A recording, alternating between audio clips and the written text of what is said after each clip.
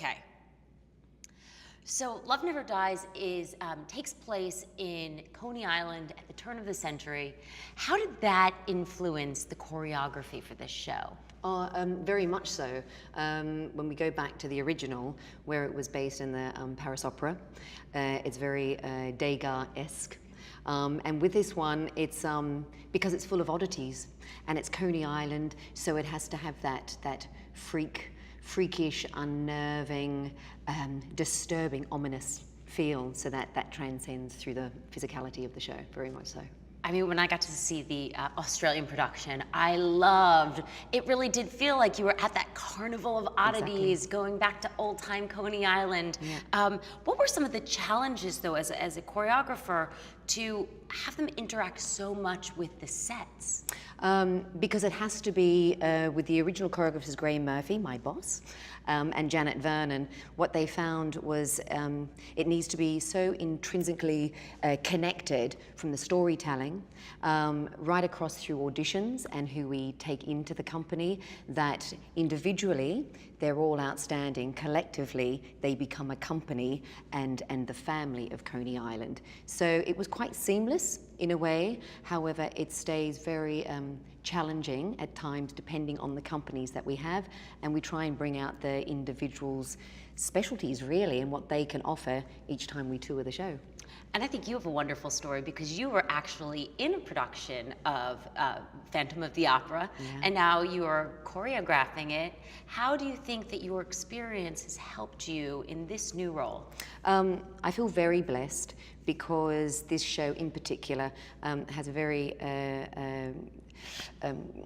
important place in my heart, because it was the first musical that I did in Australia, and so coming across as associate choreographer on this one, there's a what's the word I want? There's a responsibility for the continuing of the storytelling of the love story. So I feel very blessed and lucky to be in this position on this show. And I loved the original Phantom of the Opera. I had the disc set and I listened to it all the time when I was younger. What do you think is different about this? How will audiences be surprised when they see this sequel? I think they'll be pleasantly surprised because, as I said, it is the continuation of a love story that everyone around the globe fell in love with originally, and everyone has been so passionate and desperate to see and witness the continuation of it. It's an extension. It feels like very much in rehearsals, whether it be physically or when we're doing music calls. It's exactly, because it's in the hands of the genius of Andrew. It's goes and it's arrived rather exactly where it should. Everything is excuse me, far more passionate, and it's swirling, and it encompasses the 10-year absence of the original Phantom to now beautifully, perfectly. And do you think, what has it been like to work with Andrew Lloyd Webber?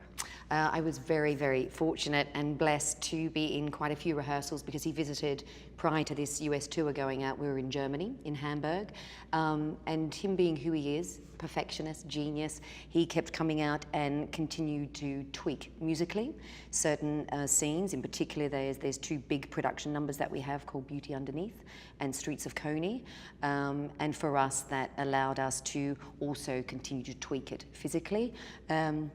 It's an honor. Yeah, and I think too, for me, as I said, because of when I started on Phantom, the original, I was a starry-eyed 18-year-old, and now I'm a little bit older. So I'm in awe of him and very privileged to be in a room with such a great presence. I think you have such incredible experience, having been now on both sides of this. What does it take for these actors? These are incredibly demanding roles, vocally, physically, they're dancing. What do you think it takes to prepare for that? A very strong mind. And also, this industry, it's a catch-22 because the older you get, and the company is made up of mature artists because of the storytelling, it needs that.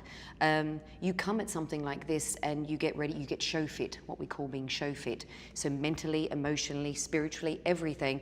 And especially what you're adding into the mix of this is they're going out on tour. So it's a hard one, but you do it because you want to, and it's that's why the audition process is so drawn out, because it's about getting the right individuals, the right mature artists to take on something like this, because it is a huge responsibility. So by drawn out, you mean grueling? Yeah, it's never ending. But is it time in the gym that helps? Are there certain exercises? Is it? I mean, obviously we've got the sleep and the eating. Yeah. What can we do to help ourselves look like this? Oh my lord, it's all smoke and mirrors, I assure you. But it is. I think it's just when I'm taking the rehearsals, especially with trio that you saw a little bit of today, that's challenging because you have 3 individuals that are physically opposite ends of the scale. However, I start these rehearsals already with a bit of a boot camp mentality. So we're down and we're planking and we're doing press ups and we're doing side planks and just getting them to connect exactly what it is. You don't have the luxury in this particular show with all the dancers and the trio of coming at it like you would say another musical. This one is, there's a regime, or you won't get through it. So it is. It's training with food, making sure that you get enough sleep, and that's hard because it'll be a tour. So people want to celebrate being on a tour, but you know, it's in the hands of great professional artists that have been doing this for a long time. Hence why we chose them. And now, speaking of these artists, and you've gotten to be part of the show globally, what has the global reaction been? Overwhelming. Because there is, in Phantom, I don't think, I've never actually met anyone that's never seen Phantom of the Opera. So it holds a dear place, I think, in a lot of people's hearts. And there's been a real yearning to see and to witness the continuation of this show. So I remember, for example, in Germany, it was just this incredible fan base. The trio in particular had art drawn on them, cups, like merchandise. It was amazing. And also I think because there's been that 10-year absence, but from the original of over 30 years ago, people have grown up with these characters. Yeah. And whether it be like somebody like myself who was a child when it started, to a supposed adult now, I've witnessed heartbreak, I've experienced it, falling in love. So you identify, and it's almost like for the general public that come and see this show, you physicalize and vocalize things that you sometimes feel, but you don't know how to communicate to somebody else. So it's been a great reaction. I love that you said that, because when I watched it, when I was younger, Phantom came out, and I was a little girl, and I mean, love to me was a very different thing. When I got to see this production, you know, I'm married, and I watched it with my husband, and we were both weeping because it was a very emotional piece. There are a lot of surprises in this, and without giving them away, is there some surprise you can share with us that you think audiences will be excited to know about? Just the level and complete overwhelming love that the Phantom and Christine share. We either, if we're lucky enough, we either experience that in our everyday lives, or we aspire to it. It exists, and it can transcend time, situation, experiences, and that's a hopeful thing. And that's what you want to revisit. We all want love never dies, right? Hello. Yeah, love never dies. It's exactly that. It's exactly that, and nor should it. All right, thank you so much. My pleasure. Yay! Oh, great! Really? Oh. Was there anything else you wanted to go back and re-ask? I do.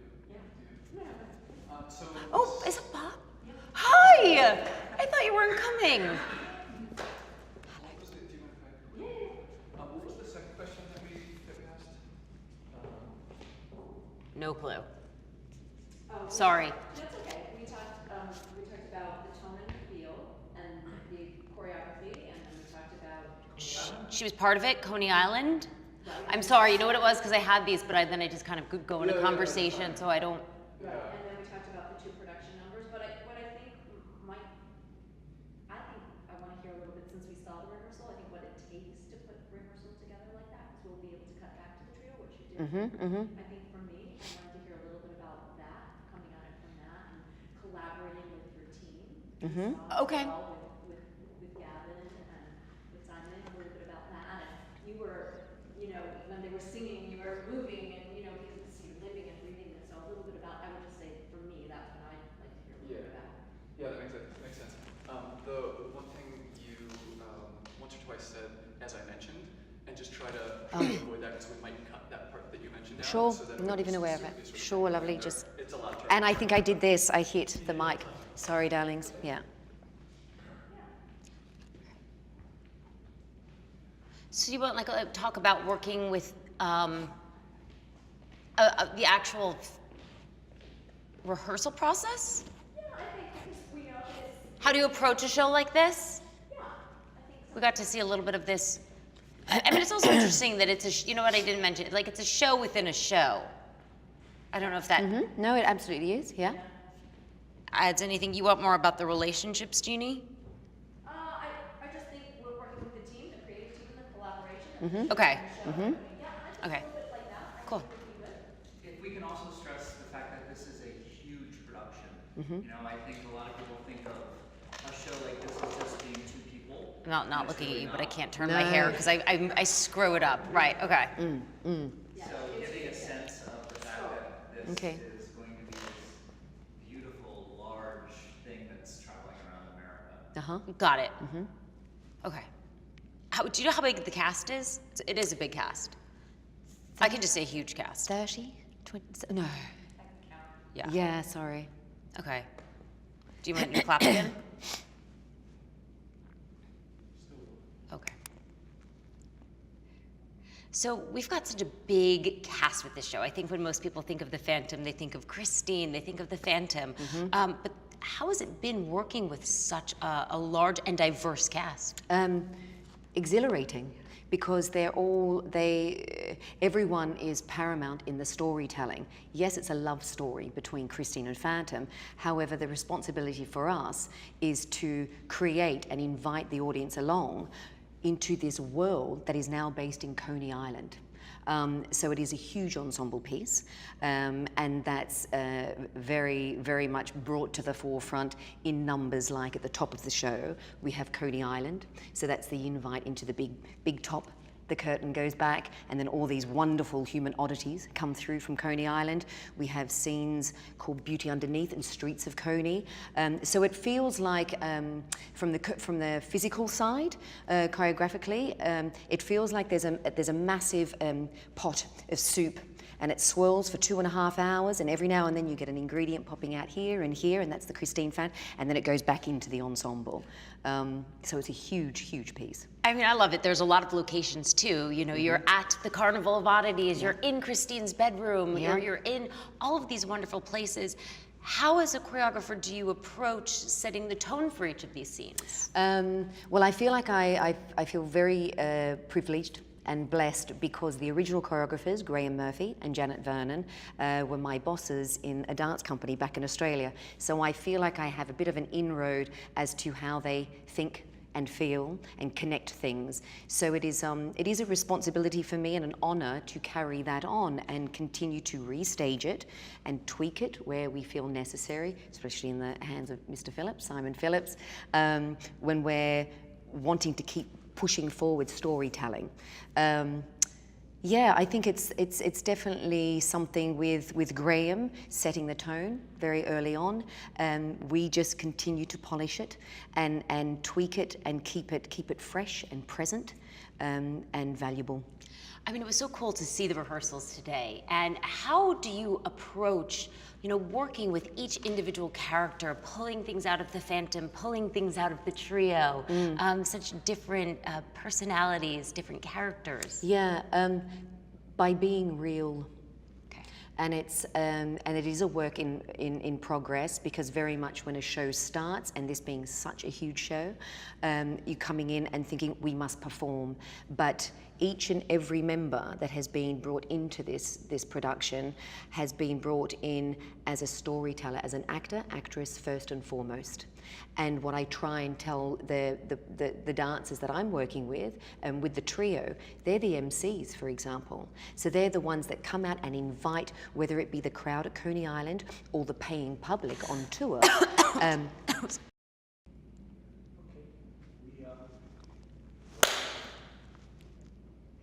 So you have such a huge cast, and the cast members vary greatly in not only their characters, but just in their physical stature. Yeah. How do you work with that? It's challenging, but it's so rewarding because you know we get there.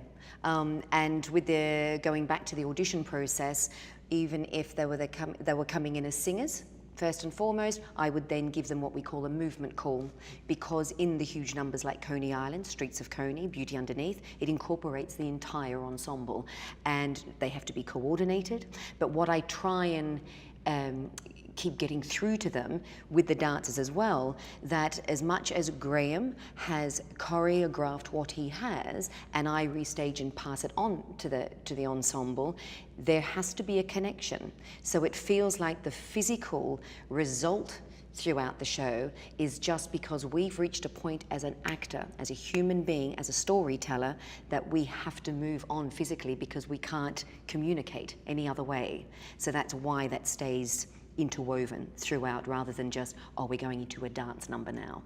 And I love the show within a show, right? So they bring us in, you've invited us into this carnival of oddities, the show in Coney Island. Are there any challenges when you're choreographing that?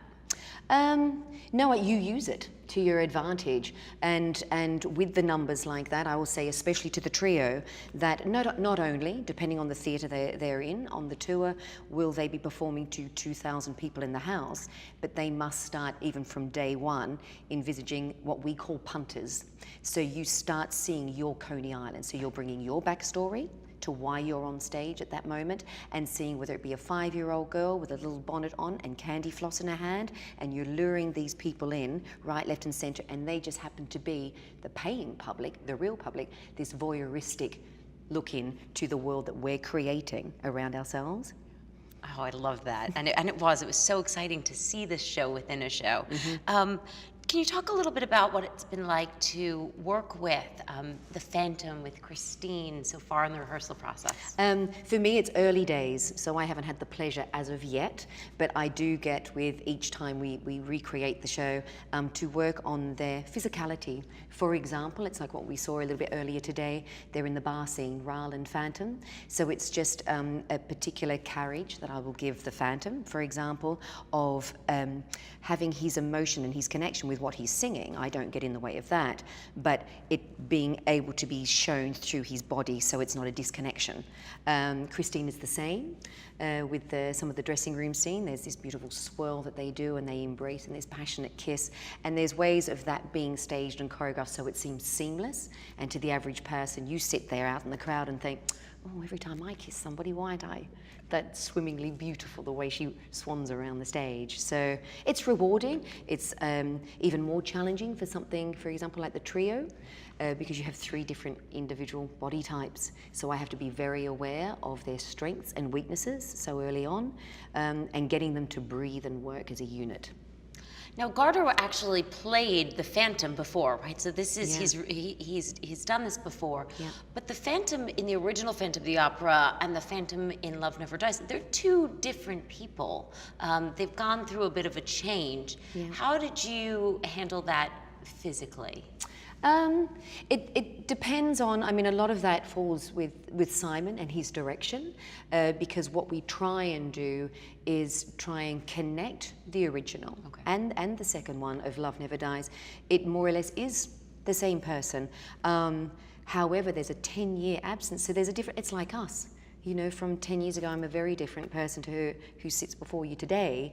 However, there is still that connection. So it's not too far. It shouldn't be. It should still be in the realms of the original Phantom, right. And his physicality is enigmatic. Yeah. There's something where you would never actually give the Phantom, whether it be in the original, or your hand goes here and your arm goes there. There's something that is so on fire, and it's just when you see somebody almost glide, and there's a presence, there's an omnipresence about them, and there's an aura the whole time he's on stage. That's what we try and capture physically. And tell me a little bit about the actual rehearsal process. So what are our actors going through right now? Oh, hell. No, it all kicks off the entire ensemble. in the next day. It's palpable, there's excitement. And for this, it's such a special show to be a part of, because it's, you know that you're responsible of a legacy. And so you don't come into this, whether it be creatively, whether it be on the car side, light-heartedly. You just don't. You know the responsibility, and it's great. But we will touch on things. The first thing that we normally do is musically. They will sing through everything, and that helps me physically in the afternoon, when I will most probably kick off with Coney Island, the big ensemble number. But they will have those words just like dialogue now, so that becomes secondary, so they will know where they are vocally before I give them something to act out physically what it is they're already singing. But they're exciting days. You know, you remember, and it's also like 3 months ago almost that we've cast it, so it's just, and it's a different energy too. Everyone's on point in an audition, and then all of a sudden you come in, and throughout the week you really start seeing people's personalities shine, and so you want to try and extract that out. And now, do you think that, I think people at home would be interested to know how long are rehearsals before we actually take this show on the road? Oh wow, it's going to seem like forever. However, it goes very, very quick. I think this one is about around a 3-week rehearsal period, and then a 12-day tech get-in, and that's where it's crazy, because it's such a technical show.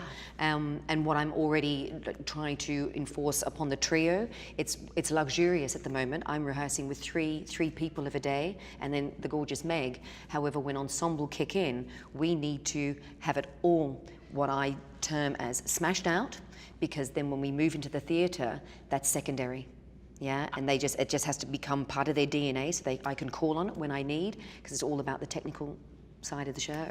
I mean, there's some huge numbers in here where people are running around, and you've got, our oddities over here, and they're, searching their way through. Yeah. I mean, I think that people have to come and see this. It's incredible. The sets, the costumes. It's that. And it's the element of danger. Yeah.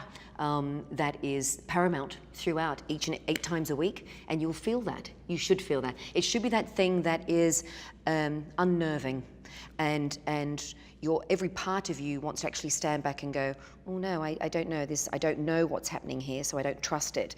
But then there's such a alluring in effect from the company members that you go, sod it, I'm going to try, and just go into it, and you don't want to escape that world. It feels better than your own world. Yeah. I love that. Yeah. Beautiful. Yeah? That was great. Oh. Oh my gosh. Oh my Lord, right. Like, take me in. Yeah. Take me with you. Yeah, that's good. Yeah, we're good. Done? Oh.